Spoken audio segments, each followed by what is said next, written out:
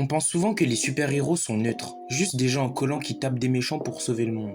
Mais, et si on se trompait un peu? Quand un type masqué décide que la loi ne suffit pas, qu'il impose sa propre justice ou qu'il sauve des vies sans demander l'autorisation à l'État, est-ce qu'il est vraiment neutre ou est-ce qu'il a déjà pris position? Parce que, spoiler, casser les dents pour le bien commun, c'est déjà un peu un choix politique. Mais avant d'aller plus loin, c'est quoi un super-héros? Le héros tel qu'on le connaît aujourd'hui vient des comics. Le premier, Superman, est apparu en 1938, apportant alors de l'espoir au cœur de la Grande Dépression, la pire crise économique de l'histoire moderne. Pour mieux comprendre, il faut rappeler ce que signifie droite et gauche. La droite valorise l'ordre et l'autorité, tandis que la gauche valorise l'égalité et la justice sociale. Alors dans tout ça, les super-héros, symboles de justice pour le peuple, mais aussi figures d'autorité, ont-ils vraiment des valeurs politiques? Et si oui, sont-elles plutôt de droite ou de gauche? Dans cette vidéo, on va analyser ça en 3 parties. D'abord, leur penchant de droite, ensuite, leur penchant de gauche, et enfin, pourquoi c'est plus compliqué que ça. Commençons par le côté de droite des super-héros. Et évidemment, qui de mieux pour commencer que Batman? Bruce Wayne, c'est un milliardaire, héritier, surqualifié, qui décide que la meilleure solution pour sa ville, c'est de sortir la nuit et casser les criminels.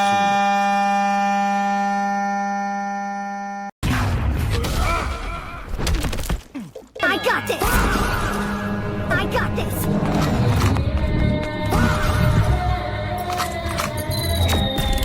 I got this!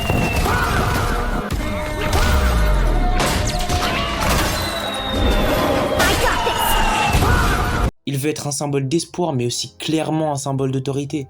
Il collabore avec la police et combat des criminels qui, dans ses œuvres, sont souvent des anarchistes ou des révolutionnaires qui sont représentés comme fous. Son objectif, pas de changer le système, mais de le maintenir. Gotham doit rester Gotham, juste sans les criminels. Ben ouais, logique.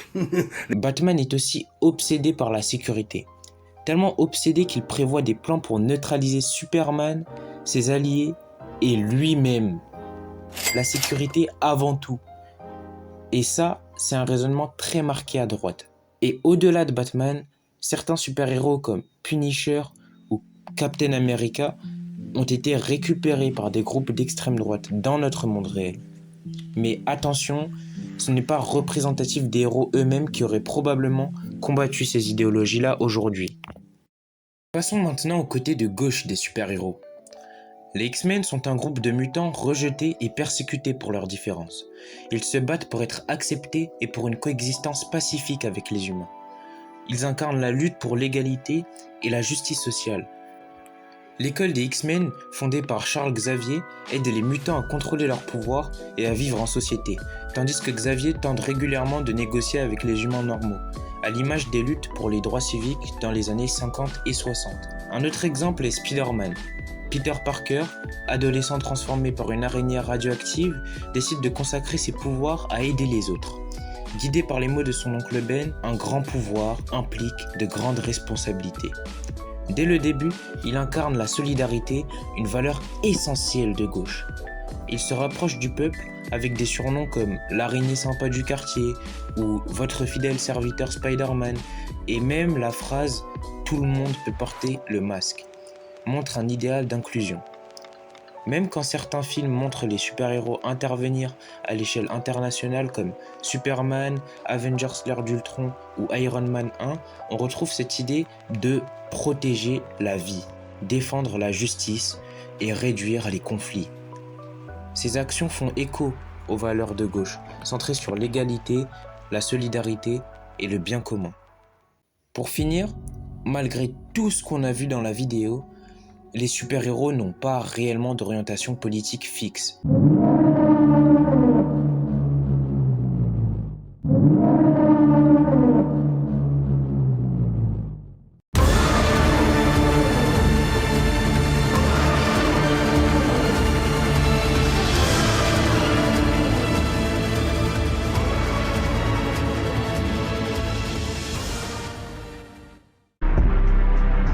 Let him cook! Let him cook now!